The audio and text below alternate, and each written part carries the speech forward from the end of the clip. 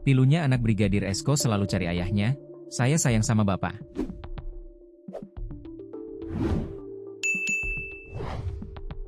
Pilunya anak kedua Brigadir Esko Fascarelli, anggota kepolisian sektor Sekotong, Lombok Barat, selalu menanyakan keberadaan ayahnya. Hal tersebut diungkap mertua Brigadir Esko, H. Sayun. Menurut Sayun, anak kedua Brigadir Esko selalu mencari keberadaan ayahnya sehingga membuat keluarga sedih. Brigadir Esko ditemukan tewas dalam kondisi terjerat tali di lehernya di kebun yang tak jauh dari rumahnya. Namun, kematian anggota polisi tersebut menyisakan sejumlah kejanggalan, baik itu di keluarga maupun di warga. Sekotong adalah kecamatan yang terletak di Kabupaten Lombok Barat, Provinsi Nusa Tenggara Barat, NTB. Wilayah ini dikenal memiliki potensi pariwisata yang sangat besar. Sekotong berada di bagian barat daya Pulau Lombok. Wilayah ini didominasi oleh perbukitan, teluk, dan garis pantai yang indah. Potensi utama Sekotong adalah sektor pariwisata. Terdapat banyak pantai dan gugusan pulau-pulau kecil, gili, yang masih alami dan belum sepadat gili di bagian utara Lombok. Beberapa gili terkenal di antaranya, Gili Nanggu, Gili Sudak dan Gili Kedis, serta Gili Gede. Selain pariwisata, masyarakat Sekotong juga beraktivitas di sektor perikanan dan pertanian.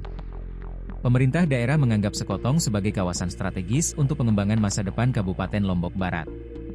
Dikutip Tribun Lampung.co.id dari tribunlombok.com, mertua Brigadir Esko, H. Sayun, yang menjadi orang pertama yang menemukan jasad menantunya, mengungkap kesedihan keluarga. Satu di antaranya yakni lantaran sang cucu, anak kedua Brigadir Esko, terus-menerus menanyakan keberadaan sang ayah. Sedih saya kalau anaknya yang paling kecil nanyain, "Mana bapak? Saya sayang sama bapak." Ketika itu langsung saya chat lewat WA, "Nak, di mana kamu? Kapan pulang?" Begitu saya bilang, siapa tahu dia mau terbuka sama saya, ceritanya. Namun, pesan tersebut tidak pernah dibalas. Status pesan hanya centang satu, tanda bahwa pesan tidak pernah diterima oleh ponsel korban. Sayun menjelaskan, posisi korban yang terikat tali tidak menjulur dari atas ke bawah, namun dari samping dengan posisi tergantung di pohon yang terbilang kecil. Masyarakat di sini nggak ada yang percaya dia meninggal karena gantung diri, apalagi saat saya pertama kali menemukannya, tali yang menggantung lehernya itu dia kendor, dan juga posisinya dia terlentang miring, kata Sayun.